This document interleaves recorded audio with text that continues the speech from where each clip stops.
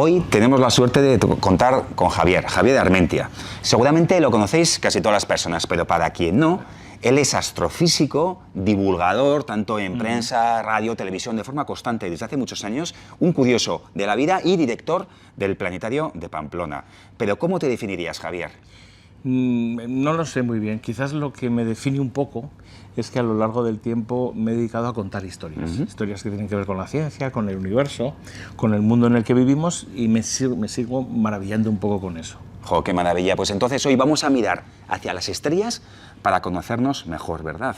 Sí, eso siempre pasa, además. Siempre al mirar el cielo y todo lo grande te salen preguntas como muy de dentro, ¿no? Y bueno, vamos a intentarlo. Vamos a intentarlo. Pues vamos a ver que este contenido nos va a encantar y bienvenido a tu canal de crecimiento personal y juntos avanzamos.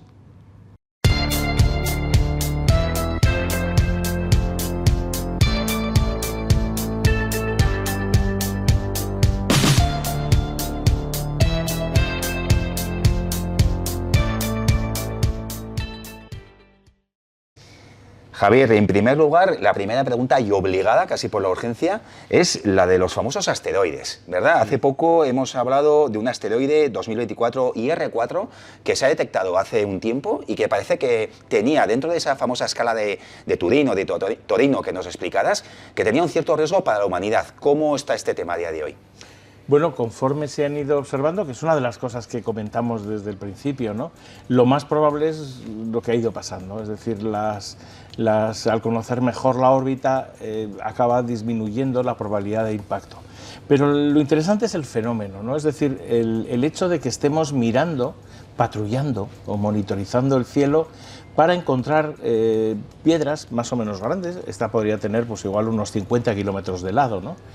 Perdón, unos 50 metros de lado. Es muy pequeña, es decir, de llegar a chocar contra la Tierra no causaría una catástrofe total, pero sí podría ser una catástrofe a escala regional importante, ¿no? Desde hace unos cuantos años hay muchos programas de observación del cielo para intentar precisamente censar estos objetos que dan vueltas alrededor del Sol, ¿no? Por ejemplo, el 2024 IR4 da una vuelta al Sol cada 4 años y a veces se acerca a la Tierra. De hecho, lo descubrimos el 22 de diciembre del año pasado, justo cuando había pasado, después de que se había acercado un poco a la Tierra. Los primeros cálculos, claro, a partir de las observaciones, y en las 2 primeras semanas de observación se hicieron cientos de ellas y luego otros miles más. Gracias a esas observaciones lo que se puede hacer es pues un poco las cuentas, calcular la órbita, ¿no? Sí. Conocer cómo se mueve alrededor del Sol. Y entonces en las primeras estimaciones había cierta posibilidad de que en 2032 el objeto chocara contra la Tierra. Dentro de un error, que esto es lo que no se decía en las noticias, ¿no? Había una probabilidad de que chocara contra la Tierra más o menos 1 millón de kilómetros. Fíjate que 1 millón de kilómetros es muchísimo, ¿no? Nuestro planeta mide 13.000 y pico kilómetros de diámetro, la Luna está a 380.000, entonces estábamos hablando de ir muy lejos. Pero en cualquier caso, esto despertó el interés y la preocupación, porque ya desde hace años, al intentar hacer este censo, se establecieron una serie de escalas o de reglas, como se hace ante cualquier fenómeno natural, ¿no? Cuando oímos con meteorología, estamos acostumbrados a hablar de escuchar pues, que estamos en alerta amarilla o alerta roja, ¿no? Es decir, esto pasa lo mismo con los asteroides. Conocemos millones de objetos que dan vueltas alrededor del Sol, ¿no? Cuerpos menores del sistema solar o asteroides, como les hemos llamado siempre. Algunos de ellos, unos 40.000 o así, orbitan cerca de la órbita de la Tierra. Y de ellos conocemos unos 13.000 que potencialmente podrían llegar a chocar contra la Tierra, es decir, su órbita es muy cercana. Lo que pasa es que este censo no es completo. A estos 13.000 objetos se les hace un escrutinio, un seguimiento más constante, precisamente para evitar que un día nos lleguen a nosotros, ¿no? O para ver, por lo menos saber cuándo nos van a llegar y poder ver si tenemos capacidad de hacer alguna maniobra disuasoria. Sí. Esto no está tan claro, pero es muy interesante, ¿no? El problema es que hay a veces objetos, normalmente menores que 50 metros, que no están en ese censo, todavía no han sido observados. De hecho, cada mes, aunque no salgan en prensa, cada mes descubrimos unos 4 o 5 5 de este tipo. Lo que pasa es que ninguno de ellos se llega a acercar tanto, ¿no? A lo largo de la historia de la observación de estos objetos, es decir, en los últimos 30 años o menos de 30 años, se han ido detectando algunos que ponen más riesgo. Pero la buena noticia, podríamos decir, es que en los próximos 100 años no conocemos ninguno que vaya a poner un problema importante, es decir, con una posibilidad de impacto menor al 1%, ¿no? Es decir, 99% de probabilidades de que no nos choque nada. De acuerdo, entonces, Javier, podemos estar moderadamente tranquilos, ¿verdad? Sí, tranquilos. Bueno, pero sabiendo que esto va a suceder. Claro, es cuestión de tiempo. Es una cuestión de tiempo y de mirar un poco la historia, ¿no? Nuestro planeta tiene restos, tiene pruebas, es decir, en la Tierra, aunque la actividad geológica y al ser un planeta vivo, el cambio de la superficie es muy activo, se conocen varios cientos de cráteres.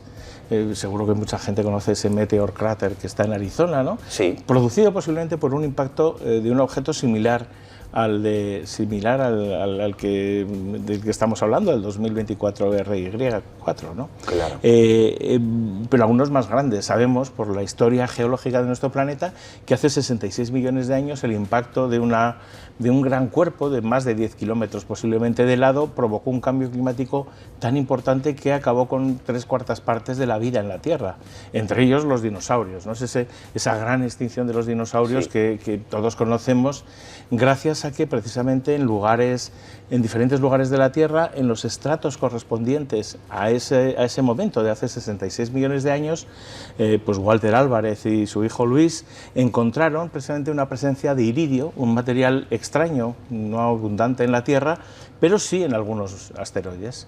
Entonces, su hipótesis, que al principio no fue creída, esto fue provocado, este gran cambio climático, este cambio de era geológica, se produjo por un impacto.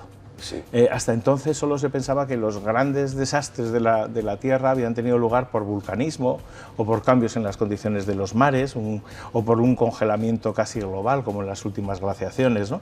Pero ahora sabemos que también hay factores externos, ¿no? Basta con mirar la Luna, Marte y otros planetas para saber que este fenómeno de los impactos de cuerpos cósmicos es relativamente corriente en la historia. Pero no tan corriente como para que sea de esto muy malo para nosotros. Claro. Se estima, por ejemplo, que una catástrofe de estas en nuestro planeta se produciría una vez cada 200 millones de años, en promedio. Lo cual quiere decir que no tenemos que tener miedo de que cada día suceda. Lo que pasa es que ahora empezamos a estar un poco avisados, o al menos hacer ese seguimiento.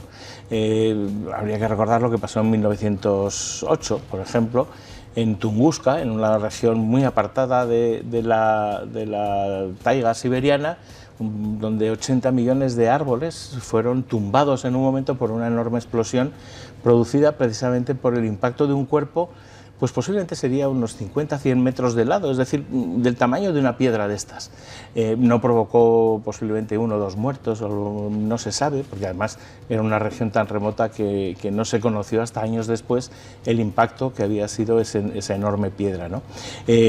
Claro, esto equivale a la detonación de varias bombas atómicas, o sea, es una cantidad de energía enorme que se libera en nuestro planeta y merece la pena estudiarse, que es lo que hacen ahora, ¿no? En los últimos años se han establecido grupos internacionales, tanto la Unión Astronómica Internacional como las agencias espaciales, los mismos países subvencionan y facilitan, financian investigaciones que permiten tener un poco ese censo, digamos, ese listado de los objetos potencialmente peligrosos, ya digo, con lo cual estamos más o menos tranquilos. Al menos ahora no nos pasaría, seguro como les pasó a los dinosaurios, es que nadie pudo avisarles porque nadie sabía que esas cosas podían pasar. Claro, y la tecnología que tenemos a día de hoy, Javier, sé que hubo, creo que es la expedición Rosetta, me parece.